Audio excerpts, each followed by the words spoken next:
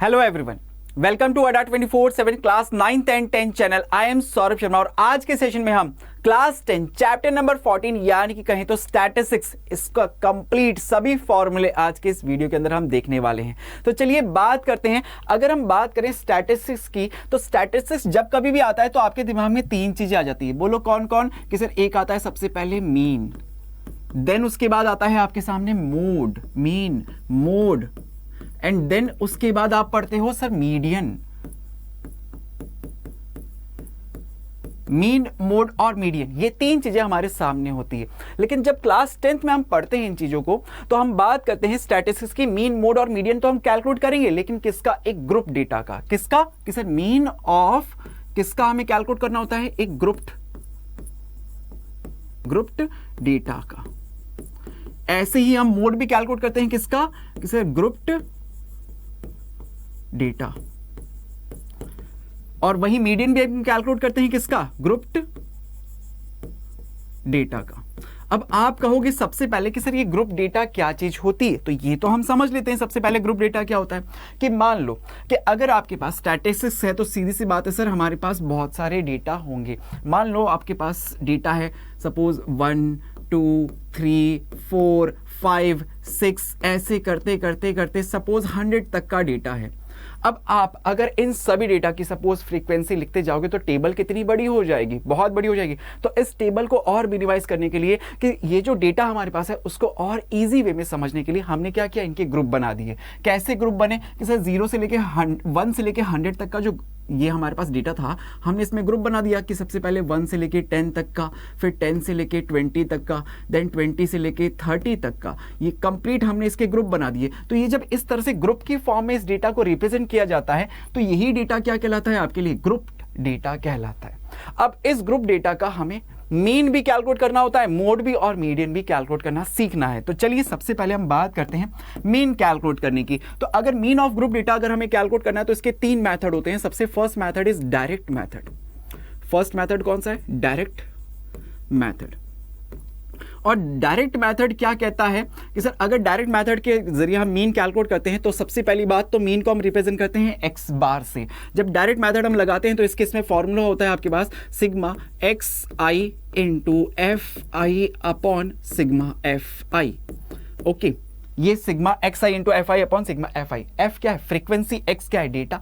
तो X I into F I करके उनका सबका सम करा। सिग्मा का मतलब होता है सम, अपॉन में सिग्मा एफ आई, सभी फ्रीक्वेंसीज का सम कर दिया तो ये हमारे पास मीन कैलकुलेट हो जाता है। ये है आपका डायरेक्ट मेथड। देन उसके बाद सेकंड मेथड अगर आप अप्लाई करते हो that is assume mean method. Assume mean method कि हमारे पास जब डेटा बहुत बड़ी बड़े नंबर्स हो जाते हैं तो उन डेटा को इजीली मीन कैलकुलेट करने के लिए हम और इजी सिंप्लीफाइड मेथड अप्लाई करते हैं। उनमें से एक मेथड है कौन सा? Assume mean method. Assume mean method के थ्रू जब हम मीन कैलकुलेट करते हैं तो उस केस में हम फॉर्मूला लिखते हैं x bar is equal to A plus sigma F i into d i upon sigma F i. यहां पे इस फॉर्मूले के अंदर ए क्या होता है? एज्यूम मीन होता है। एज्यूम मीन को रिप्रेजेंट कर रहा होता है। और डी क्या होता है? सर डी बताता है डेविएशन को, डेविएशन। और डेविएशन हम कैलकुलेट कैसे करते हैं कि एक्स आई में से ए को माइनस करके, एक्स आई डेटा है और ए क्या है? एज्यूम मीन है। तो एक्स आई में से ए को आपने माइनस किया तो आपके पास क्या कैलकुलेट हो जाता है कि सर उस रेस्पेक्टिव क्लास का हमारे को डेविएशन पता लग जाता है, डी आई। तो डी आई को एफ आई से मल्टीप्लाई करके उन सब का सम करा और डिवाइड में सिग्मा एफ आई यानी कि सभी फ्रीक्वेंसीज का सम प्लस ए एज्यूम मीन अगर कर दिया तो यहाँ पे इस फॉर्मूले में सभी वैल्यूज पुट करके हम एज्यूम मीन मेथड के थ्रू यहाँ पे कैलकुलेट कर लेते हैं मीन। एज्यूम मीन क्यों कह रहे हैं? क्योंकि यहाँ पे हम इन सभी जो आपके पास डेटा होते हैं उसमें से एक को आप एज्यूम करते हो कि ये इसका मीन हो सकता है, उसी को हम रिप्रेजेंट करते हैं ए से। अब अगर हम बात करें थर्ड मेथड की that is step deviation. Step deviation method. तो स्टेप डेविएशन मेथड कहता है, स्टेप डेविएशन मेथड कहता है कि sir x bar is equal to A plus sigma F i into u i upon sigma F i into h. इस फॉर्मूले के अंदर अगर आप देखें तो यहां पे आपने यू आई लिखा है। ये यू आई क्या होता है? ये होता है DI/H। DI आपको ऑलरेडी पता है, एज्यूम इन में आपने डेविएशन कैलकुलेट किया था वही। और H क्या होता है कि सर इंटरवल, क्लास का इंटरवल। तो अगर DI की वैल्यूज को H से आप डिवाइड कर दोगे, इंटरवल से डिवाइड कर दोगे, तो आपके पास UI आता है। उस UI को आप FI से मल्टीप्लाई कर दो, सिग्मा FI कर दो, इंटू H कर दो, और प्लस में A कर दो, तो आपके पास स्टेप डेविएशन मेथड के थ्रू मीन कैलकुलेट हो जाता है। तो ये तो हमने मीन कैलकुलेट करने के, किसके, एक ग्रुप डेटा का अगर मीन हमें कैलकुलेट करना है तो ये तो हमने उसके फॉर्मूले देख लिए। अब अगर हम बात करें मोड कैलकुलेट करने की, तो देखो मोड जब हमको कैलकुलेट करना होता है तो मोड कैलकुलेट करने के हमारे पास सिर्फ एक सिंगल फॉर्मूला है। मीन में तो हमारे पास 3 फॉर्मूले थे, 3 मेथड्स थे। अब मोड कैलकुलेट करने के लिए सिर्फ एक ही मेथड होता है, और मोड कैलकुलेट करने के लिए हम फॉर्मूला लिखते हैं mode is equal to L plus F1 minus F0 upon, देखो याद करने का तरीका, F1 में से F0 को माइनस किया और फिर इसी को डबल कर दिया कि sir 2F1 minus F0 minus F2 और N2 में आपने H लिख दिया।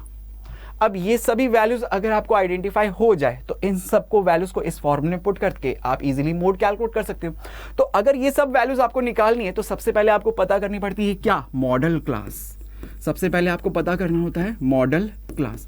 और मॉडल क्लास क्या होती है कि सर मॉडल क्लास वो क्लास होती है जिसकी फ्रीक्वेंसी हाईएस्ट होती है।